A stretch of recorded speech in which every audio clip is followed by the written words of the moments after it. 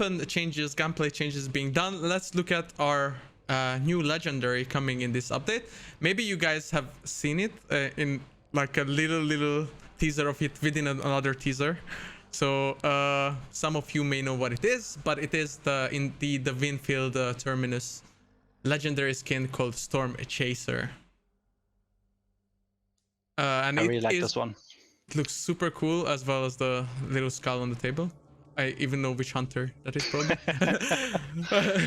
And it will cost 700 blood points, so you will be able to buy it in the game naturally. And I think there was a video, right?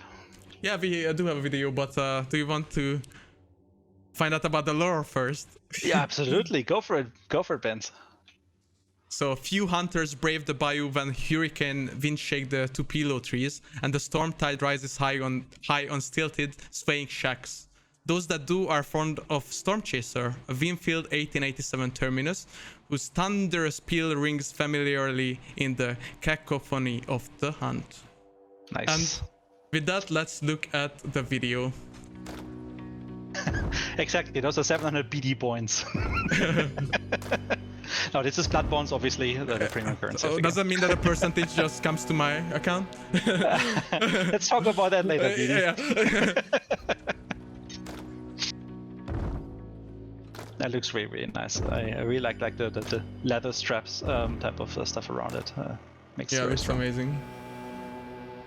And So, the yeah, lightning strike from the lore as well. Yeah, That's cool. exactly. Yeah. Let's look at one more.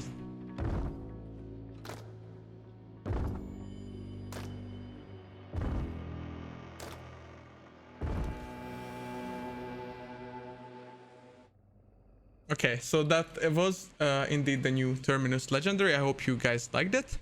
And that's not the end of the stream, though. We still have other things to talk about. So other changes. And some of these are actually also pretty interesting. So let's start. And here they thought just because we get to the legendary part, it's all over and that was it. Now there's even more. But it's usually like that, so we kind of treat you. So there's still kind of a big portion of the stream. And let's start it off with the new ping markers. You know, we already had ping mark for some medkits, for the danger ping marker, the normal ping marker, ammo boxes. But now we added 6 new for different ammunition types that you can ping. Yeah, so this is like the first set of changes. We want to do more ping marker changes moving forward, so we kind of release them in batches, and this is the first batch focusing on more granular details about the different ammunition packs. So the small packs is one. The item box now has a separate icon, as well as the special ammo, the UVU box, as we all love to call it. Yes. And as Dennis mentioned, more are coming later. Yeah, I think we did have an image for them, right? Exactly. Sadly you can't really see the UVU text, but it is there, and you can see the 4 different ammo types, so shotguns, medium, long, and compact ammo, as well as the item box. And obviously the UVU box is for special ammo. Yeah, so it makes it a bit easier to ping for specific ammunition, especially when you play with randoms. That just gives you a bit more granularity where stuff can be found if you don't have voice comms ready, and just in general to avoid confusion. Yeah, and as you can see on the picture, like the different ammo types have the actual bullet icon, so you can easily tell which one is which. And that's it for the new ping markers, but we have a brand new bonus added to the game called the Retaliation bonus. And this is actually quite fun. So when you get killed by an enemy hunter, you can take revenge on them now, and when you loot them, you will actually receive a Retaliation bonus. Yeah, so this obviously applies only during the same game, but let's assume a situation where you get killed or downed by an enemy hunter. Your teammates pick you up, and sometime later during that game, you actually encounter the team again, and you may have a chance to like kill the guy that killed you before. You do get this little bonus, and it just gives you like these 2 upgrade points, which kind of is basically enough to buy back your health bars that you've lost during that fight. So gives you a bit of a chance to kind of like go after the guy that killed you. Maybe that might be your downfall in the end. But it's going to be a little fun mechanic that people can use and play around with. Yeah, and before I see already questions about this, so if you can actually apply it multiple times in a game, but you have to die again to the same player, kill them again, and loot them again. So you can just like have it multiple times without the whole cycle repeating. So first you have to get killed, then you have to kill them and loot them to get the bonus. Yeah, obviously it might come as a surprise for people, but obviously this doesn't work in quick play. It doesn't work when you play as a solo, because obviously there's no chance to come back from a kill there when you get down, you're dead. But at least for teams, it's a quite a nice little mechanic to add on top. And here is just like a small example image how it will look. You will have a new icon on your screen when you indeed loot someone that you killed, and he killed you before that. So that's your revenge. Awesome. Okay, then we have some changes made to the dark side. Just give me 1 sec. So this is important, because the question just came up again. This is for when you loot him. It's not just killing. You have to loot the body of that person then that you killed. So otherwise it would give away that you actually killed someone, right? If they would just pop out of nowhere, just shooting through some walls. You were out of range for the audio, so you wouldn't have heard him die, but you still got the message that he died because of that. So that's why you have to actually go to the body, interact with the body. Exactly, yeah. So again, the cycle is you have to get killed, then you have to kill them and loot them to get the bonus. And as I started on a bit, we have made some changes to dark side, and this change is mainly to increase the performance for weaker hardware as well as console. So we kind of changed the logic how dark side works in the game, and this will come with some performance increases on selected hardware, but this also has some other changes made to the visuals slightly. So you will have slightly better visibility when you are in normal dark side, as well as when you have the dark side boost. And yeah, I think the best is if we show these cases so you can actually see.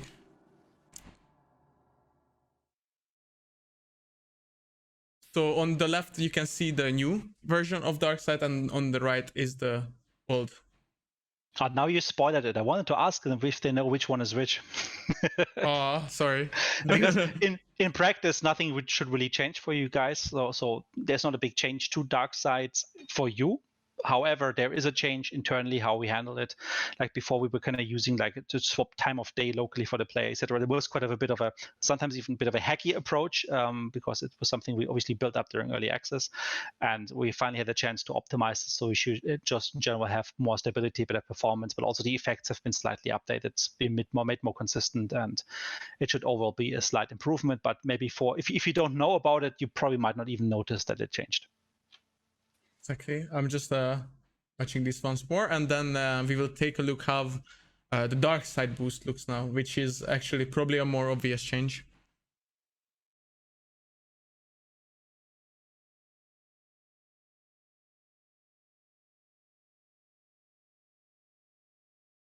All right, so as I mentioned, let's look at the dark side boost, and here you will notice that you can actually see the heads of the enemy hunters and their heads even. Yeah, I think this is really awesome, like just seeing the silhouette in there. I mean, nothing has changed in the distribution, nothing has changed in the size, so this is just as it was before, but the actual graphic has been now with these like after images basically of a hunter, so you kind of see them. It reminds me a little bit on like the old movie from Take On Me, like the pencil stroke type of painting. I really love that. So it's a really nice change. I like it a lot. And everyone seems to love it in chat as well, so we are really happy to see that. But I think that's it for the dark side changes. So as the last point, you can see the character heads as well as their hats in dark side now. So I mean dark side boost. So I hope you guys love that. And we also have another change which affects your user interface. So we have added the display of the active status effects on your HUD. So you will be able to see how long your stamina shot and antidote shot lasts for a game. And here is an example image of that, where I just zoomed in. So you can see that someone used a big antidote shot, so it will last for a long while, as well as a big stamina shot. So they will last a long time. So you have a bit of better overview there. Exactly, and then just where it's located on the screen when you're full screen, so it will be in the bottom left corner. And yeah, So you will be able to see it's something as embarrassing as it might sound, we wanted to do for quite a long time, but in terms of priorities, it was never really on the top of our list. So, but we finally had a chance to get around doing that. I think it's a very good change.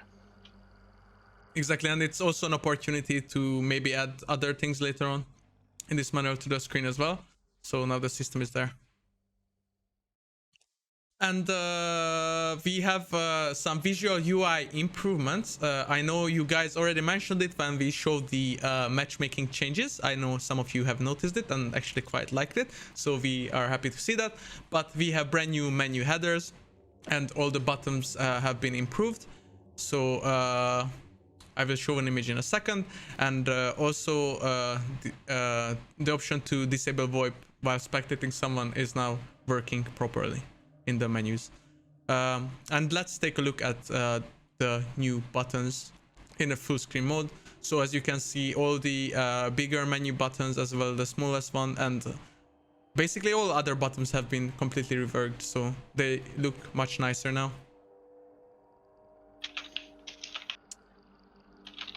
Yeah, 1-star player. I'm sorry, that's the only we are not so good, you know. But yeah, and that's it for that. But we have other changes made to the UI as well, and the biggest part of is the in-game shop that has been completely refactored. So you will see in a second that we have some new tabs, as well as the organization is completely different, and more store changes will be coming in the next update as well to make it even nicer. But for now, let's take a look at what we have right now. So as you can see, tab has been added for the DLCs, so you can already see them in the game. You don't have to be separately on Steam to find them, and they will be all listed here. So in this example, you can see the Beast Hunter, you can see what's in it, the price, and also the images, and you will be able to do this for all the other DLC packs available. And I think it will help a lot of people out in general. Other than this, the Legendary Hunters tab has been reworked as well. So when you are about to purchase a Legendary Hunter, you will be on this tab where you see a list of all the Legendary Hunters as well as their model and their lore, their price, and you will be able to buy them here. And the DLC Hunters are also listed here, which will take you to the previous tab basically. And after you purchase the legendaries from this screen, you can equip them as normal from the recruitment tab, as you're used to. Here's another example from Sheriff Hardin. So you can see you can buy it now because you have enough blood bonds. This account had like 9 million, so that should be enough. And you can buy it, and then you will be able to recruit it. And obviously you get a free recruit for the first time. Also, the legendary weapons tab has been also reworked. It just looks nicer overall, as you can see here. But this works the same way as it worked until now. I think another change that has been made to the menus is that most things are in alphabetical order now by default. Yeah, so like the background graphics are a little bit different, and just exactly. It just looks nicer overall. Yeah, this is actually personally one of the biggest changes for me. It's something which we wanted to like focus too much on the dev stream, but I'm gonna mention it right now. Is if you go to your arsenal and browse your equipment, this equipment is now organized alphabetically and not by other rules, where it was always a bit arbitrary, like where's this particular weapon now on the list, and sometimes it changed between updates. So this is finally really consistent. If you want to look for a Winfield, it's going to be on the bottom of the list because it's W. If you want to look for like a Bornheim, it's going to be more on top of the list. So looking and sorting through stuff in the arsenal should be much easier that way. Exactly, and yeah, as I mentioned before, recruitment works the same way as it used to. So you will have to go to the Legendary Hunters tab as always and buy them, but you can also go to the store, which will take you to the new tabs basically from here. And I think that's for the UI changes and updates for the store, as well as in general for all the menus. Hope you guys liked it. And then we have some bug fix highlights.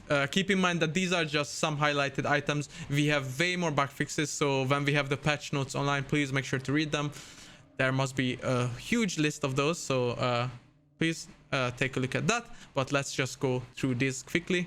So we had a bug where the red screen was missing the headshot icon or displayed wrong information. These both have been fixed, which is great. Then there was another annoying bug when you could lose control over your hunter when you alt-tapped out. First of all, you shouldn't alt-tab out while playing hunt, but if you do, now you won't lose control over your characters. Then this very annoying bug I know a lot of you reported is that the poison effect could get stuck on your screen, or I mean on your player, and that has now been fixed as well, which is great. And there was another bug when you couldn't access the kill view after the hunter that killed you left the game completely, so you were not able to look at how you were killed. Now this issue has been fixed as well. And another issue that had been reported a lot is the flickering issue on the foggy missions. That has been fixed as well. But again, these are just the highlights that we chose to put here, and we have way more bug fixes overall, so make sure to read the patch notes if you are interested in those. I'm sure they are already maybe posted online, so you can look at them. Also, keep in mind that as we are on test server, obviously additional bug fixes will be added as they become available. So yeah, just keep an eye out and maybe just check out also the final list as we go to live servers then.